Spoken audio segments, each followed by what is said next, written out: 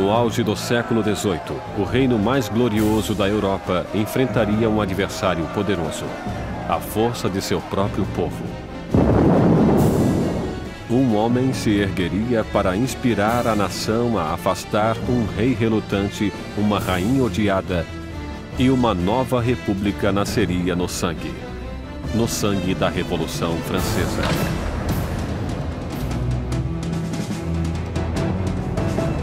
A Revolução Francesa, distribuído por Logon, versão brasileira Sérgio Moreno. 1794, prisão de Concierge, uma fortaleza impenetrável às margens do rio Sena.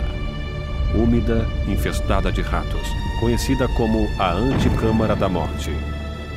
Dentro, a voz da jovem nação está prestes a ser silenciada. Enquanto seu cabelo é cortado e seu pescoço fica nu para a lâmina da guilhotina, Maximilien Robespierre prepara-se para pagar o preço pelo cataclismo deixado à sua volta. A explosão de acontecimentos que tornaram-se a Revolução Francesa. A Revolução Francesa foi o extraordinário momento em que o povo começou a acreditar que seria possível refazer quase tudo em sociedade, que não podia somente mudar a política, as instituições, mas a própria natureza humana através da ação política. A Revolução Francesa representa a encruzilhada do mundo moderno, onde tudo começa a encaminhar-se para uma direção diferente.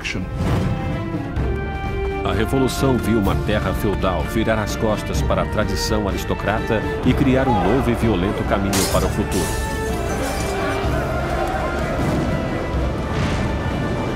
Faria estremecer os próprios fundamentos da Europa e seu impacto seria sentido além dos mares. É o acontecimento mais importante da história ocidental. Há desenvolvimentos que podem rivalizar-se com ela, como a Revolução Industrial ou o capitalismo. Não consigo pensar em nada mais importante. Foi a revolução que mais abalou o mundo, se considerarmos que acabou com a Igreja Católica, livrou-se do cristianismo, livrou-se da nobreza, do rei e de todas essas coisas. A Revolução Francesa levou o pão aos pobres, a democracia à França, e estabeleceu uma nova ordem na sociedade. Mas o progresso custaria seu preço. Era um momento de esperança e ambição extraordinárias e acabou transformando-se em tragédia. Alquebrado e derrotado, Robespierre, que há pouco tempo ocupara o cargo mais alto, encontrava-se em meio à revolução mais cruel e sangrenta da Europa. Fiel a seus ideais, era chamado de O Incorruptível. Tão poderoso que qualquer manifestação sua causava o medo em toda a cidade. Um mestre em oratória, as palavras de Robespierre eram suas armas. Agora silenciado por uma bala na mandíbula, aguarda o mesmo final brutal a que obrigara tantos outros. A revolução devoraria seus criadores.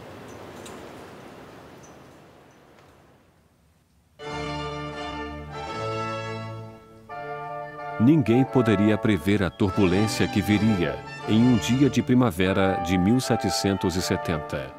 O castelo de Versalhes estava repleto das multidões brilhantes da corte real.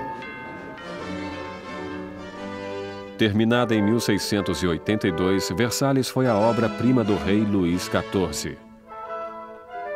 Para colocar alguma distância entre ele e seus súditos, Luís XIV elege para a capital da França essa pequena cidade distante 20 quilômetros a oeste de Paris, onde ele ordenou a construção do palácio mais magnífico da Europa. Durante quase 100 anos, ele foi o trono da monarquia da nação e hoje é testemunha de um casamento muito importante. O neto do rei Luís XV, o príncipe Luís Capet, o próximo na linha do trono, receberia sua noiva. Com apenas 15 anos na véspera de seu casamento, Luís Capet é tímido e hesitante, com poucas das características esperadas de um futuro rei, e muito menos de um marido. Luís era um menino inexperiente, tímido, dolorosamente inadequado com 15 anos, sem possuir nenhuma graça social. A amante de Luís XV, Madame du Barry, chamava-o de menino gordo e mal alimentado. Basicamente, é só um menino. Era muito difícil para Luís tomar decisões. Tremia incessantemente e estava sempre pronto a deixar-se persuadir pela última pessoa com quem falasse. Claro que essas não são consideradas qualidades de liderança. O casamento de Luís era uma união política entre a família real austríaca, os Habsburgo, e a sua própria, os Bourbon. O casamento simbolizaria o fim de uma antiga rivalidade e o começo de novos laços regionais. A jovem noiva chega à França. É uma menina de olhos grandes, de 14 anos. Maria Antonieta. Maria Antonieta era uma arquiduquesa austríaca. Era a filha mais jovem da imperatriz Maria Teresa. Foi para a França como parte de um acordo de casamento que representava uma grande mudança de alianças, pois pela primeira vez a França e a Áustria tornavam-se aliadas e não mais inimigas.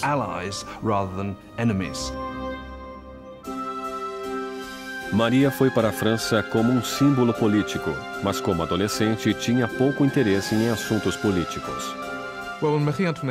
Quando Maria Antonieta chegou a Versalhes, era muito jovem, não sabia muita coisa sobre o país em que viveria, não conhecia os costumes, não sabia nada sobre a corte, era uma moça de cabeça firme e muito alegre, mas ainda era uma menina. Quando Maria Antonieta chegou a Versalhes, era apenas uma adolescente loura, olhos azuis. Era bonita. Gostava de ser atraente para as pessoas e chegou com a intenção de conquistar o marido e sua nova família.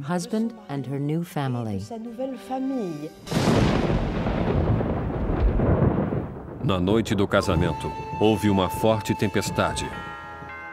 Mas a grandeza da cerimônia iluminou o palácio enquanto os recém-casados dirigiram-se para a alcova real. Em uma cerimônia que simbolicamente assegura a concepção de um herdeiro, os cortesãos do rei estavam presentes quando o estranho jovem casal foi revelado no leito nupcial pela primeira vez. A multidão estava encantada e as expectativas eram elevadas. Mas quando as cortinas se fecharam, ficou claro que um herdeiro não seria produzido tão facilmente. Luís não estava interessado somente em governar, não estava particularmente interessado em amar também e não prestou atenção na mulher nas primeiras noites e nem mesmo mais tarde em seu casamento. Muitos anos depois, o casamento foi finalmente consumado. A ausência de um herdeiro logo espalhou boatos por todo o país e continuou a perseguir o casal durante anos. O casamento de grande gala continuou durante dias, mas fora dos portões de Versalhes, pouco havia para ser comemorado. Anos de incompetência por parte da monarquia deixaram o povo francês pobre e faminto. Há quase uma década, Luís XV perdera a Guerra dos 7 Anos em batalhas por territórios da América do Norte. Esse conflito malfadado quase levou a França à falência financeira e em prestígio. Os cofres do país ficaram quase vazios, mesmo com a população crescendo cada vez mais. Com doenças como a praga, já distantes, pouca gente ainda morria, mas cada vez existiam mais famintos. Os habitantes da França cresceram de 20 para 26 milhões no século XVIII, depois de ter crescido só 1 milhão nos 2 séculos anteriores. Isso causava uma tremenda tensão na situação e havia muita ansiedade. 4 anos depois do casamento real, o avô do príncipe Luís perdeu sua batalha final pela varíola. Luís XV morreu como um rei derrotado e impopular, deixando atrás de si um país à beira do caos. Em uma cerimônia generosa, o jovem príncipe Luís herdou o trono e foi coroado como Luís XVI. Mas mesmo durante a coroação, Luís já estava consciente de não estar preparado para o cargo. Luís XVI, quando seu avô morre, fica claro que ele não era o rei, não sabia o que fazer. Sente como se o mundo caísse sobre ele, mesmo tendo sido educado sendo que seria um rei. Só que não se sente preparado para isso.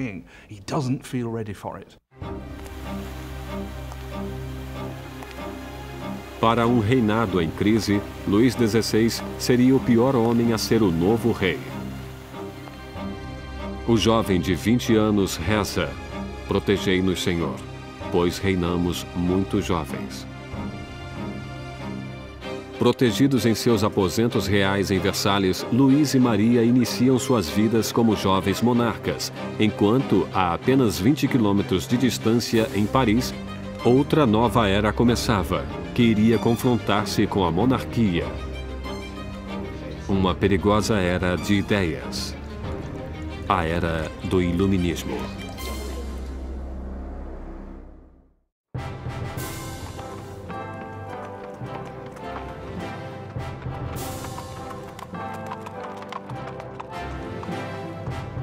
Quando a carruagem real aproximava-se do Colégio Louis Le Grand em Paris, as multidões aproximavam-se para admirar a grandeza.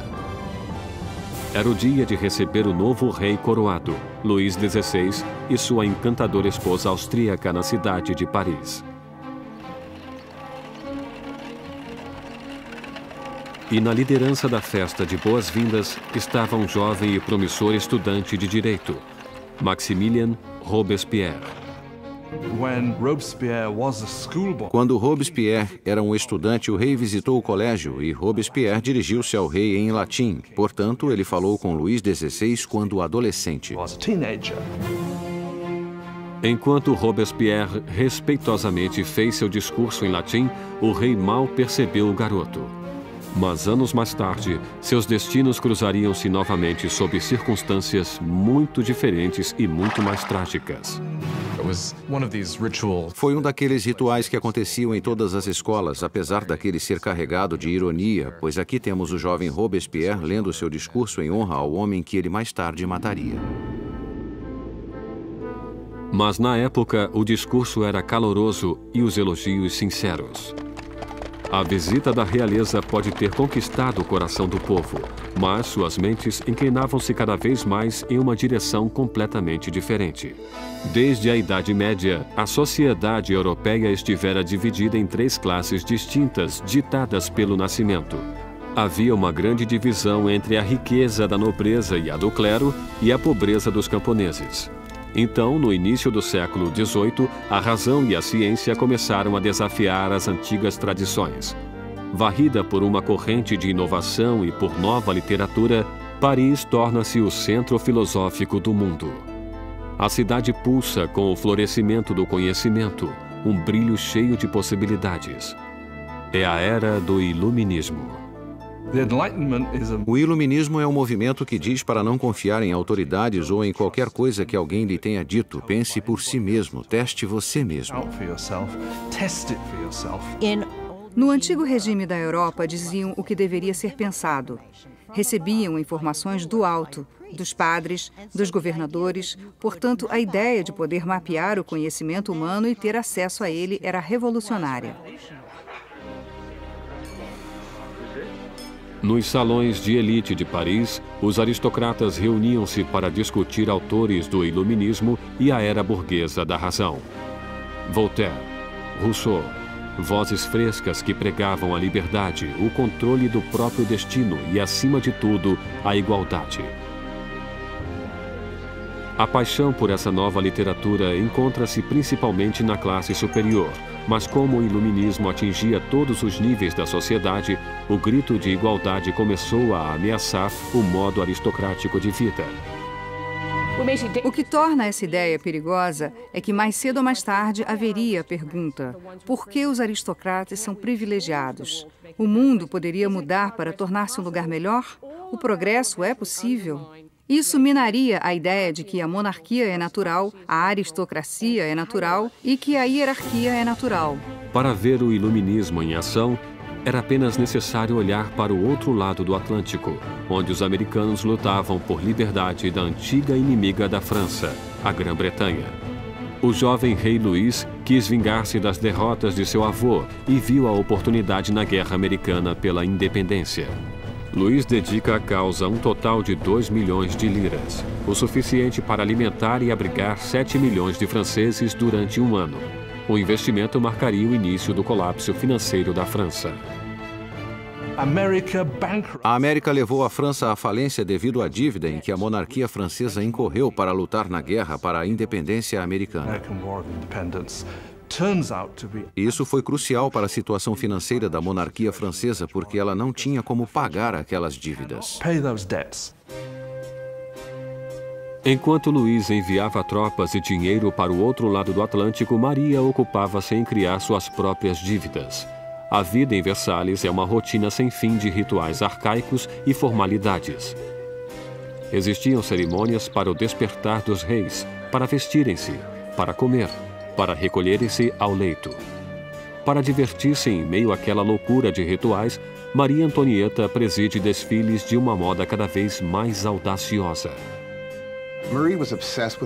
Maria era obcecada pela moda, especialmente penteados criativos que levavam horas e mais horas para fazer, usando todos os tipos de ornamentos e frutas. Para muitos, aquilo era obsceno. Passou a representar tudo o que havia de errado com ela, com Versalhes e com aquela cultura. Maria ocupa-se também com os boatos da corte, jogando e inventando diversões. Como suas despesas aumentavam cada vez mais, Maria foi apelidada de Madame Déficit.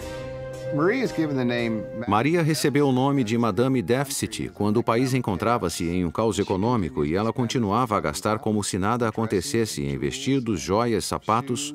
Era a Imelda Marcos da época.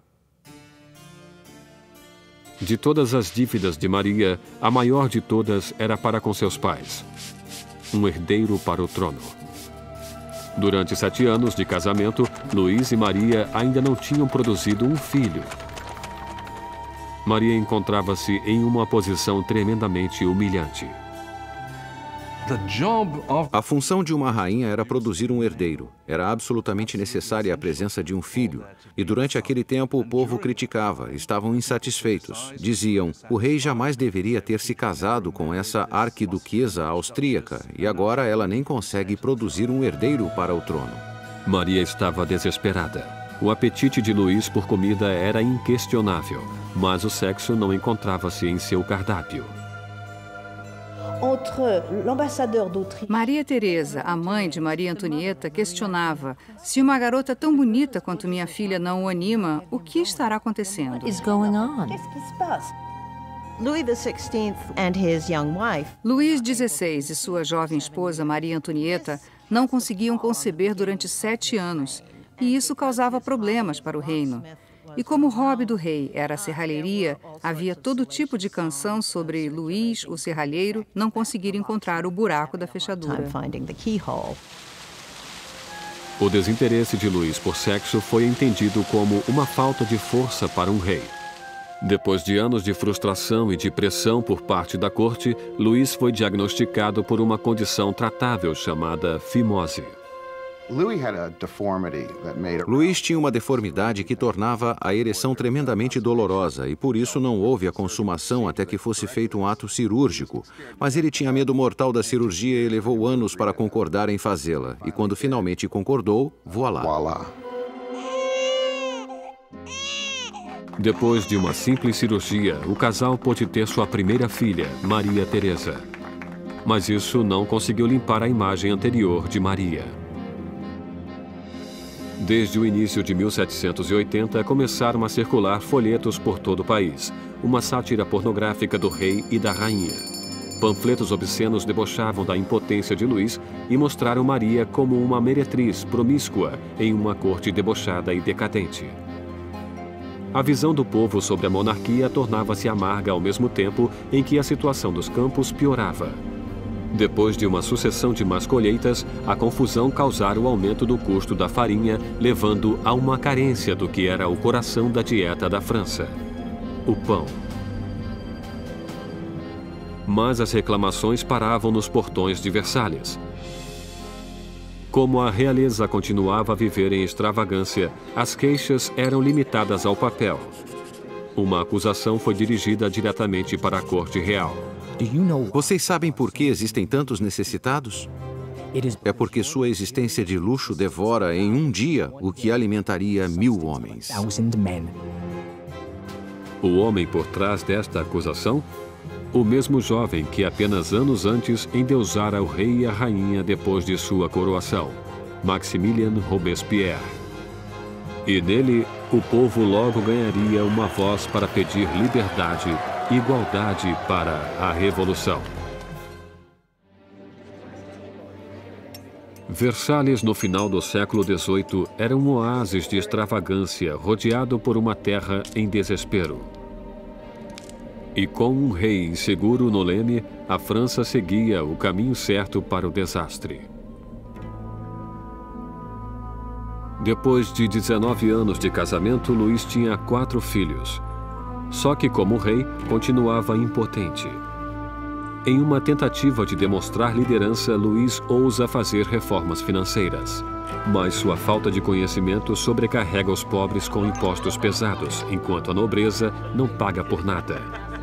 Com a economia em ruínas e o povo agitado, parecia que até os céus estavam zangados, torturando a França com o pior inverno em 90 anos.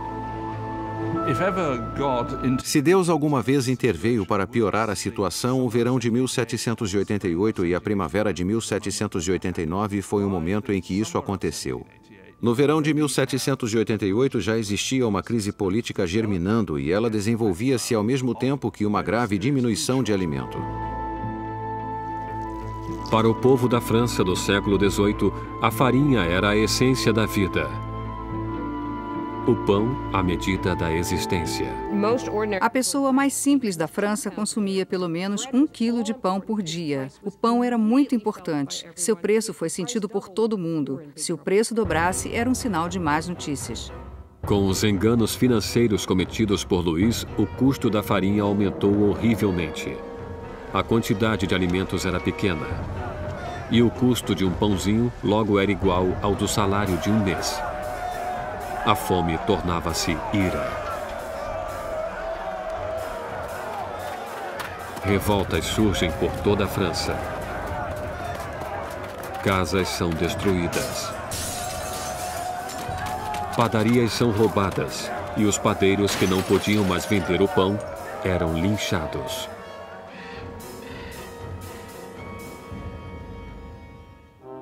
Com a economia em frangalhos, os bancos obrigam Luís a contratar um ministro das finanças, Jacques Necker, um pensador do iluminismo. Necker é popular de uma maneira que Luís só poderia invejar. Jacques Necker foi sem sombra de dúvida o ministro mais popular durante a primavera de 89, porque afirmou publicamente em seus pronunciamentos que o dever do governo seria garantir que houvesse pão suficiente para todos.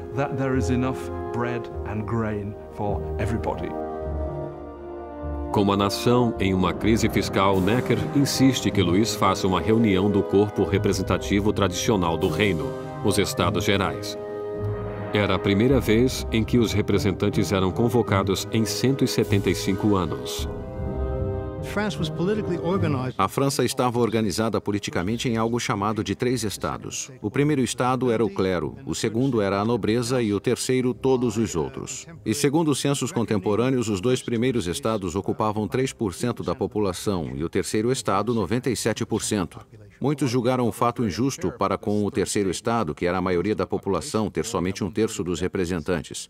Sentiram que seria injustiça a existência de um parlamento com 3 câmaras, onde 2 delas, a nobreza e o clérigo, venceria nos votos o povo. 4 de maio de 1789. Um jovem e habilidoso advogado e político chegou a Versalhes. Maximilien Robespierre chegou para ficar diante dos Estados Gerais como representante, para lutar por uma voz justa para o povo que ele representava, o terceiro Estado. Órfão nascido no interior, Robespierre obteve uma proeminência acadêmica com seus estudos prodigiosos, tornando-se um orador eloquente, com ótima aparência, sem um fio de cabelo ou uma frase fora de lugar. Em casa, na pequena cidade de Arras, as ideias do iluminismo que absorvera nos salões de Paris fundaram uma voz poderosa, e ele tornou-se o mais importante advogado do local. Quando ele voltou para Arras e começou a praticar como advogado, lia tudo sobre o iluminismo. Robespierre era alguém que, quando praticava leis em Arras, tentava levar as ideias do iluminismo para os casos que defendia. No Estado Geral, Robespierre e seus colegas exigiam que a nobreza e o clero pagassem impostos, mas Luís sentia-se tremendamente ameaçado pelo crescente radicalismo do Terceiro Estado. Quando, no dia 20 de junho, depois de um impasse de 6 semanas, os representantes chegaram para descobrir que seriam silenciados. No dia 20 de junho, quando os representantes chegaram para a reunião e encontraram as portas fechadas, suspeitaram de um complô. Passaram para outro local que chamaríamos de quadra de tênis e que, na verdade, era uma quadra de handball. Juntaram-se e juraram que não parariam de reunir-se até terem uma nova Constituição. Os representantes declararam uma nova Assembleia Nacional, os verdadeiros representantes do povo da França. O juramento da quadra de tênis é um desses grandes momentos simbólicos na história da Revolução Francesa. Temos todas aquelas pessoas reunidas em uma quadra de tênis levantando os braços quase como uma saudação romana. E para a Assembleia aquele foi o momento em que perceberam algo em sua força e em sua dignidade e souberam que poderiam realmente desafiar o rei da França. Como um ato de desafio revolucionário, nasceu a Assembleia Nacional. Será uma comunhão de vozes de todo o país, um corpo parlamentar executando a vontade do povo. Mas tirar o poder do rei não seria tão fácil quanto assinar uma simples proclamação. Todas essas vitórias iniciais que aconteceram em Versalhes são mais vitórias de papel e não têm como se sustentar. O medo que tomou os representantes em Versalhes quando nos aproximamos de julho de 1789 foi porque o rei reunia suas forças para dispersá-los, para acabar com eles. No início de julho, 30.000 tropas reais posicionavam-se em torno de Paris. Para defender-se, o povo formou uma nova Guarda Nacional. Os revolucionários atacam os arsenais de Paris e conseguem furtar 28.000 mosquetes. A única coisa que falta é a pólvora. E o povo sabe onde consegui-la. No centro de Paris existe uma masmorra de pedra, famosa como símbolo do regime feudal, a Bastilha. A prisão abriga toda a pólvora da cidade e é lendária como câmara de tortura e mortes horríveis. A Bastilha fora o grande símbolo do despotismo real, o grande símbolo dos reis da França que iam além dos limites de seu próprio poder, fora um símbolo do horror para o povo francês. Em meio à revolta, acontece um ultraje surpreendente. Luís demite seu ministro das Finanças, Jacques Necker, o amado do povo, visto como simpático às massas. Horas depois de sua demissão, Paris fica sabendo que seu representante foi afastado. Não restou mais nada além da revolta. No dia 14 de julho, multidões reuniram-se identificando-se com um pequeno penacho vermelho e azul, as cores de Paris, separadas pelo branco, a cor da causa dos Bourbon. Nascia o tricolor. E entre a multidão enfurecida, uma voz grita: para a Bastilha. Atacar a Bastilha significava que o povo de Paris dizia: não se livrarão da nova Assembleia Nacional. O povo está agindo, está armando-se e basicamente diziam: estamos do lado da revolução. Vendo o exército que aproximava-se, o governador da Bastilha, Bernard de Launay, tentou trancar a prisão. Armou uma defesa inútil, mas os saqueadores invadiram a fortaleza e atiraram-se sobre os guardas com facas e lanças.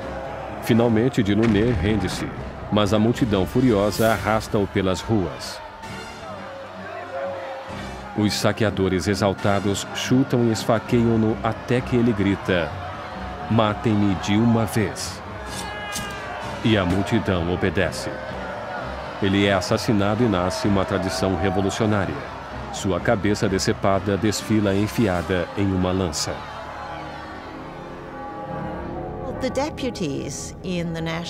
Os representantes da Assembleia Nacional não condenam esse ato de violência. Na verdade, aceitam-no. E foi essa aceitação da violência popular que, pela visão de algumas pessoas, criou um padrão que teria consequências catastróficas para o desenvolvimento da Revolução. Com a fumaça ainda pairando sobre a Bastilha, Luís XVI voltava da caça. Em seu diário, em 14 de julho de 1789, escreve nada, referência à sua caçada mal sucedida. Um ajudante surge com as notícias das revoltas e da queda da Bastilha. Luís XVI pergunta: "É uma revolta?" "Não, senhor", ele responde. "É uma revolução."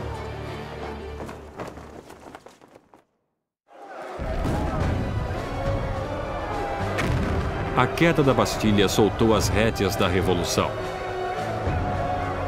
O povo desafiara seu rei e vencera. Não havia mais retorno. Como um símbolo da derrota real, o povo, homens, mulheres e crianças, cavaram com as próprias mãos e derrubaram a Bastilha, tijolo por tijolo. Começavam a desmontar o próprio passado. Os franceses decidiram destruir a Bastilha logo que puderam. Sem terem como usar explosivos, isso foi feito dolorosamente, mas com um tremendo vigor. E os tijolos foram arrancados e vendidos como emblemas da demolição do despotismo. A energia das ruas dava força